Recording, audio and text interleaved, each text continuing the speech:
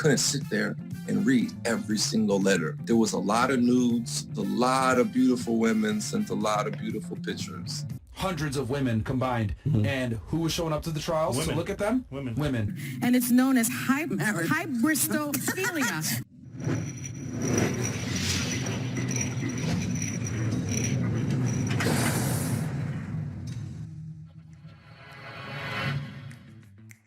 And we are back at it with another episode here in the men's room. So come on in and grab a seat, sit down and get comfortable. We will discuss hybristophilia for this particular video.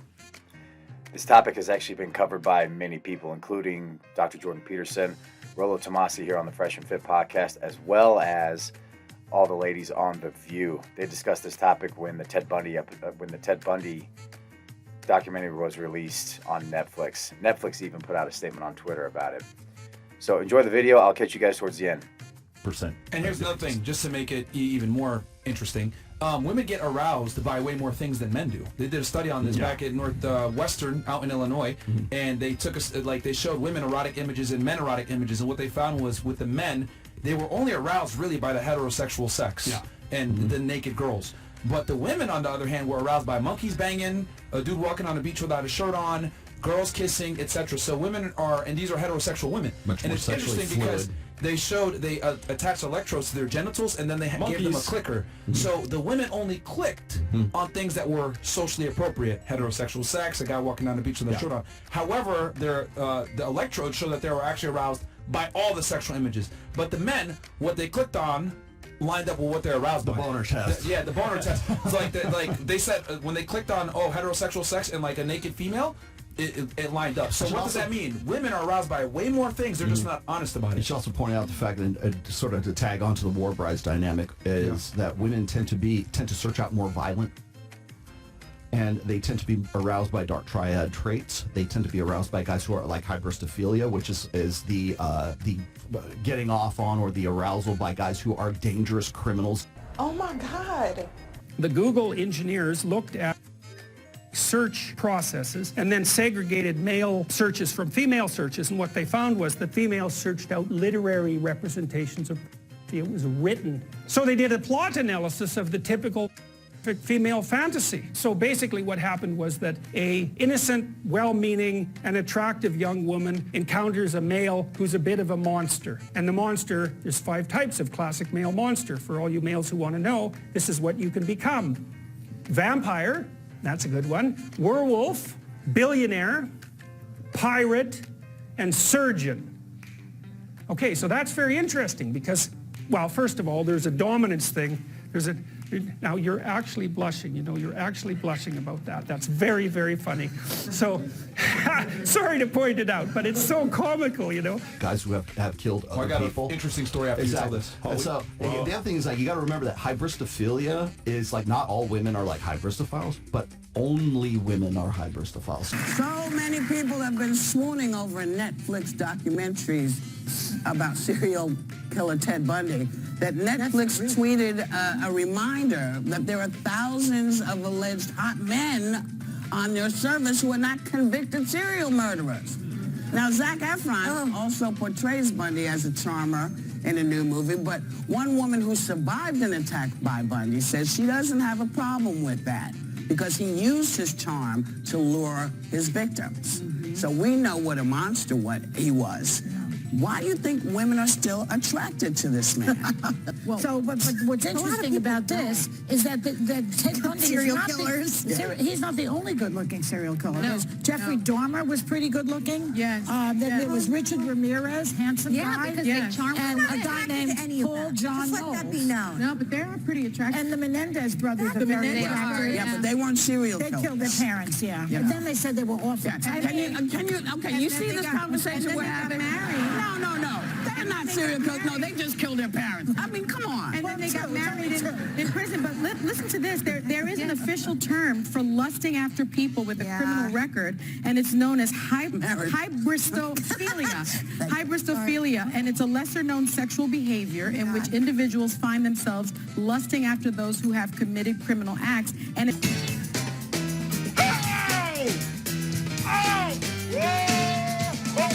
So like when they get off on a guy who's like a convicted criminal who has the capacity to kill another guy in our ancestral past, there was no greater demonstration of higher value than for one guy to off another guy and then drag you back as the spoils of war to join his tribe. So it's the uglier side of the evolutionary psychology of all of this, but the fact of the matter is, like, when you're looking at, like, when women are like, say, why does he want to get with like the Tinder swindler, right? Why does he want to get with the guy who's the hardened criminal? That's why. Because he has capacity for violence, and that was something that would ensure long-term security. One last thing I want to add to that, because you look at Ted Bundy, you look at Jeffrey Dahmer, you looked at Richard Ramirez, the Night Stalker. These guys have violently killed hundreds of women combined.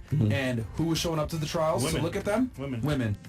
The murder trial of Theodore Bundy goes into its fourth week in Miami today after a long weekend. Friday's session was delayed because the defendant was suffering from a virus. He's accused in the brutal slayings of two Florida State University sorority sisters in January 1978.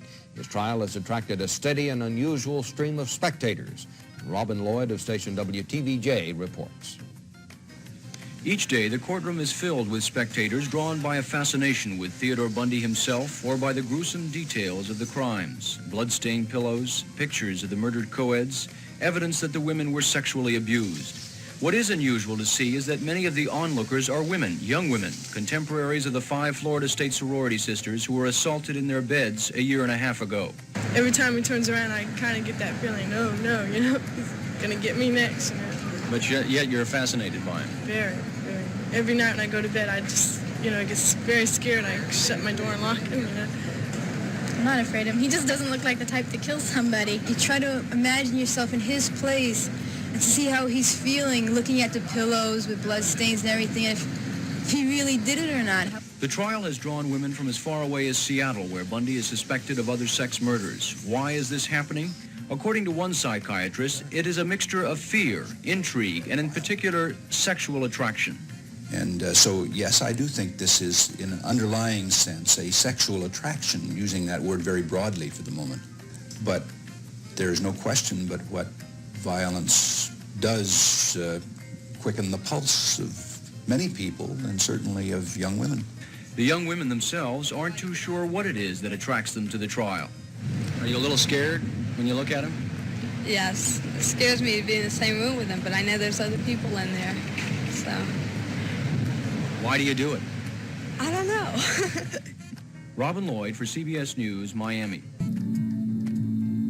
Bundy married one of his admirers before a jury found him guilty and sentenced him to death.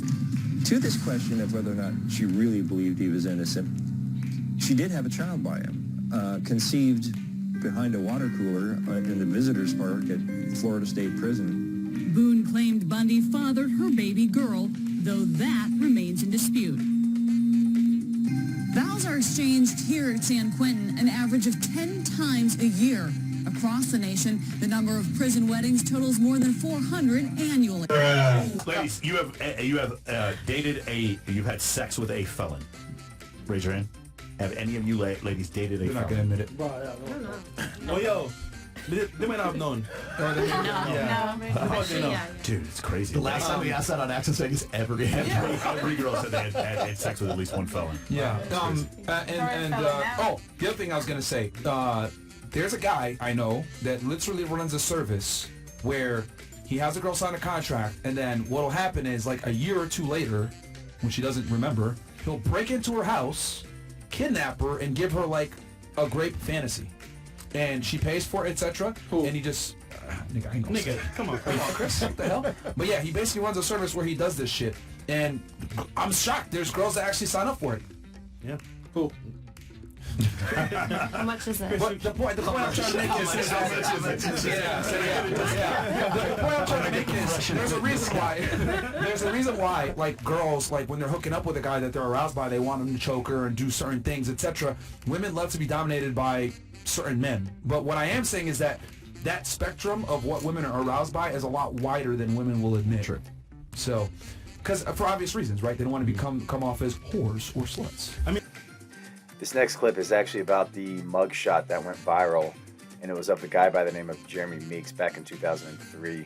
Women swooned over this guy, and they sent him all sorts of love letters while he was in jail. It was crazy. I'm going to close out right now, so we appreciate your time here in the men's room. Please like this video, comment, and subscribe for more content. We will see you all next time. A lot of people ask me what was I thinking about in that moment. To be honest, I wasn't going to be able to pick my son up from school, fall asleep with him every night, like, all that was over. So I got locked up. I fell asleep, kind of.